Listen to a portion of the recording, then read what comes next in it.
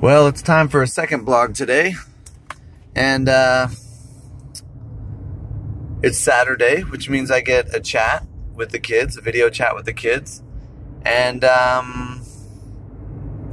so what happened was this time, the chat window opens, and there's just one chair there, which is weird because I have two kids, and there's only ever one chair there, so they're kind of like awkwardly elbowing each other out of the chair if they're both there. So again, I think this is done on purpose by their mom to make it uncomfortable to talk to dad and to disincentivize our relationship on every level, which is very clear now at this point that that's her number one main goal. So yeah, so there's one chair, but this time it's completely empty. Neither of them are there, which that's happened before as well because they're incentivized not to talk to dad by any means possible. I don't know what Jackie's new husband is doing in the background, but there's, you know, they're obviously doing fun things. Come do this, come do that. Anything besides talking to dad is strongly encouraged. Obviously, I mean, it's just very obvious if you're sitting there listening. I mean, she's recording them all. She always says, "Oh, this video call is being recorded," and I'm like, "That's fine. I never say anything inappropriate. Go ahead, record whatever you want." I mean, it's just evidence of her, you know, actively engaging in parental alienation at this point. So, yeah, maybe I should start recording the video calls. So nobody's in the chair, which again has happened before. And I can hear somebody in the background, kind of. I can hear one of the kids' voices in the background. I'm not sure which one. It was kind of soft in the background. And I said, Everett, Grace, I'm here. I love you guys. I miss you. Come and talk to me, you know. And finally Grace came over and we talked for a minute, which is so nice. She's such a sweet girl. I can tell this whole thing is just like so devastated her. Like she's doing this weird blinking thing. Like it's almost like a nervous tick that she never used to do. And of course, you know, she has an inhaler now. I know this whole year has just been so stressful for her because of the way her mom has just ripped her dad out of her life 100% for 171 days. And her and I were really close, you know. I mean, she was definitely a daddy's girl for sure growing up. And I just, you know, I mean, she's my daughter, you know, and I love her and she loves me. And it's just, this whole situation is just so awful for both the kids. And Everett never came to talk to me. He said, I could hear him in the background, like way in the distance, "I'm not talking to you," like rudely and snippy, and nobody says anything to him because that kind of behavior is encouraged by them.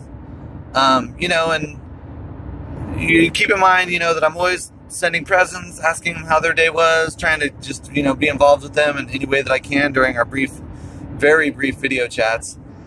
And then finally Grace and I had said what she said what she wanted to say. She wanted to talk about coming to my house and building forts, which is something we used to do together.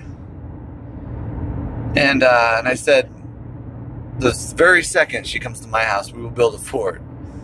And before that, we'll have a fruit smoothie, and then we'll build a fort right away. And because I know nobody makes them fruit smoothies anymore.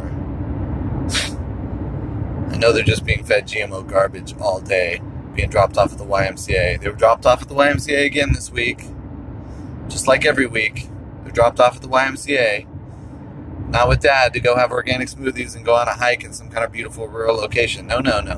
We got to drop them off at the YMCA to be like barely supervised by local poor teenagers who are also probably from broken homes, just like my kids now. And so then Grace blew me a kiss and she left, and I said, "Your mom's not going to let you guys come see me for Christmas. She's not going to let you go on the fun trip with me. I'm going to go on the fun trip by myself. I'm going to go to Disneyland. I'm going to go to the castle. I'm going to go to all these ice skating." And then somewhere in there, of course, you know, the slime mold hung up on me, of course. No surprise there. That's what she does every time I tell them that their mom won't let me see them. But I'm going to keep telling them every video call. I don't care how many times she hangs up on me. Those kids are going to hear me say to them that their mom won't let me see them, so that they know that I love them and I do want to see them, and so that they don't have to feel abandoned by me. They have to feel betrayed by her, because this is her. I've been begging for visitation for 171 days now. And so anyway, yeah, that video call lasted 6 minutes.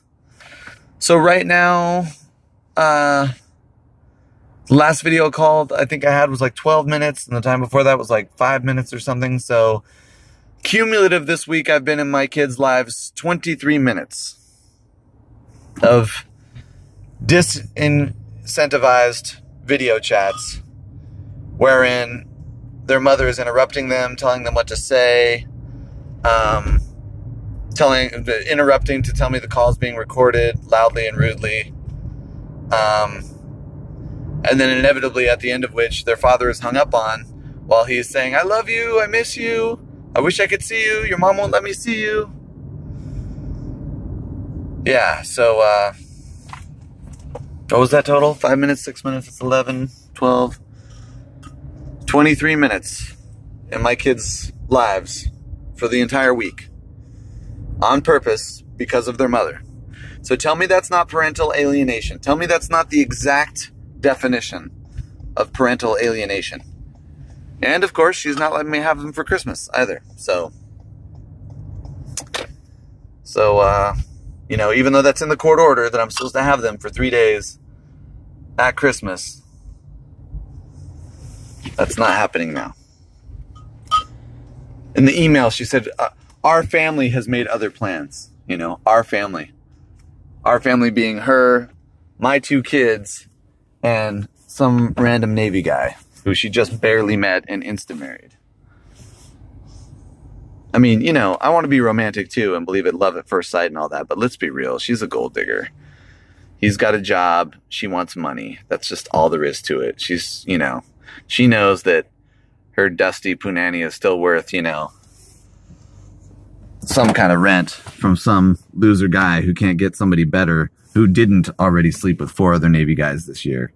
And so he's settling for her, and she's settling for him. And that's a little bit of extra money for her. And that's what that is. And she's alienating my kids from me on purpose to the tune of 23 minutes per week. 23 minutes.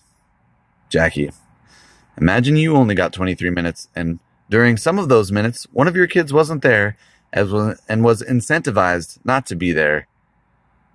And I was rudely barking over them, telling them what to say, and telling you rudely that this call is being recorded. Just, I mean, put yourself in my shoes just for a second. Oh, that's right. You have zero compassion or zero concern about your own children. You're just sick. You're absolutely sick.